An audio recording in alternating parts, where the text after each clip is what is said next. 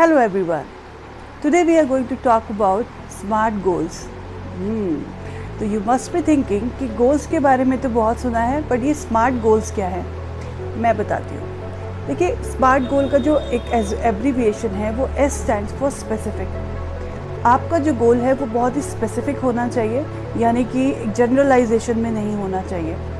यानी कि अगर आपको कहीं जाना है, अगर आप कहें कि मुझे घूमने जाना है, लेकिन आपको पता ही नहीं है कि कहाँ जाना है। लेकिन अगर आप ये कहें कि मुझे लंदन जाना है और नेक्स्ट मंथ जाना है, नेक्स्ट मंथ की मुझे इस डेट को जाना है, ठीक है, तो उस हिसाब से आप अपनी तैयारी कर पाएंगे ना, राइट। तो आपका जो गोल है वो स्पेसिफिक होना चाहिए कि मुझे एग्जैक्टली करना क्या है, ठीक है।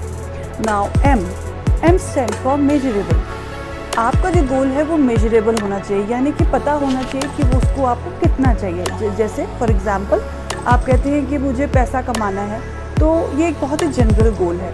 बट अगर आप कहते हैं कि मुझे एक साल में 2 करोड़ रुपए कमाने हैं, तो वो 2 करोड़ जो है वो आपके माइंड जो है आपको उस हिसाब से टास्क देगा, उस हिसाब से आपको कमांड देगा और उस हिसाब से आपको फोकस रखेगा।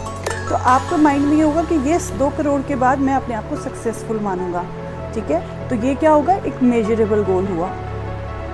Third thing is a stands for attainable और अचीवेबल, ठीक है।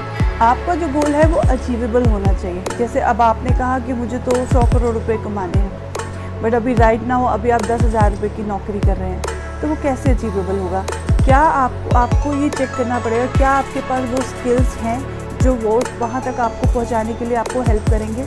क्या आपकी सर्कमस्टांसेस या आपकी जो रिस्ट्रिक्शन है, तो वो जो आपका जो माहौल है वो क्या आपको थोड़ा सा भी सपोर्ट करेगा वहाँ पे करने के लिए?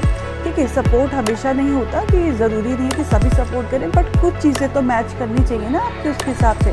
तो अपनी नॉलेज को एनहेंस कीजिए, अपनी स्किल्स को एनहेंस कीजिए, अपनी स्ट्रेंथ्स पे वर्क कीजिए, अपनी वीकनेसेस पे वर्क कीजिए, ओके। तो गोल जो है वो अचीवेबल होगा। Now next is R is should be relevant. आपका जो गोल है वो रेलिवेंट भी होना चाहिए। देखिए, अगर आपको लगता है कि मेरे को 40 kgs कम करना है, वो भी 2 months में, ठीक है, तो इट्स नॉट रीज़नेबल।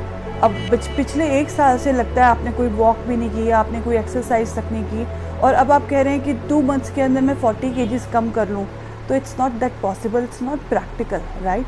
तो it should be relevant and practical also. तो अगर आपको मैराथन में रन करना है 6 महीने के बाद, तो आप अभी से प्रैक्टिस शुरू करेंगे, डेली करेंगे, डेडिकेटेड रहेंगे, definitely you will achieve your goal, okay.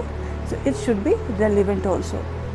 And the last word T it is time frame और टाइम बाउंड। तो अगर आपको लगता है कि मुझे कुछ पाना है, मुझे मुझे लंदन जाना है, तो मुझे लंदन जाना है तो कब तक जाना है, यानी कि मुझे अक्टूबर में जाना है। मुझे अक्टूबर में चाहिए तो मुझे उसके हिसाब से मैं तैयारी करना शुरू करूँगी, ठीक है। पासपोर्ट नहीं है तो पासपोर्ट रेडी करूँगी, वीज़ा के लिए अप्लाई करूँगी, और टिकटिंग जो अपने का बैंक अकाउंट है उसमें मैं अपनी मनी का देखूँगी, अकाउंट में कितने आपके पास हैं, और सारी चीज़ें एक्सपेंसेस, वो सारी चीज़ें आप उसको पहले से आप देखेंगे कि मैं किस तरह से वहाँ जा सकती हूँ। इसी तरह से अगर आपको कोई एग्ज़ाम पास करना है या एंट्रेंस क्लियर करना है कोई, तो आप उसके लिए पहले से अभी से तैयारी करना शुरू करेंगे कि मुझे ये वाला एग्ज़ाम अक्टूबर में देना है। तो आप अपने जो इतने मंथ्स रहते हैं, तो इतने मंथ्स में मुझे अपनी तैयारी उस हिसाब से करनी है, यानी पर मंथ इतनी करनी है, इतने चैप्टर्स करने हैं, फिर पर वीक के हिसाब से और फिर पर डे के हिसाब से आप अपना गोल सेट करेंगे, तब वो अचीवेबल भी होगा। सो टाइम बाउंड यानी कि डेडलाइन देनी बहुत ज़रूरी है। तो अपने सारे गोल्स को स्मार्ट बनाने का तरीका यही है कि S stands for specific, M stands for measurable, A stands for achievable, R for relevant and T for time bound. तो आप आज ही अपने गोल्स को इन पैरामीटर्स पे परख कर देखिए, तो आप अपने गोल्स को ज़रूर अचीव कर पाएंगे। All the very best.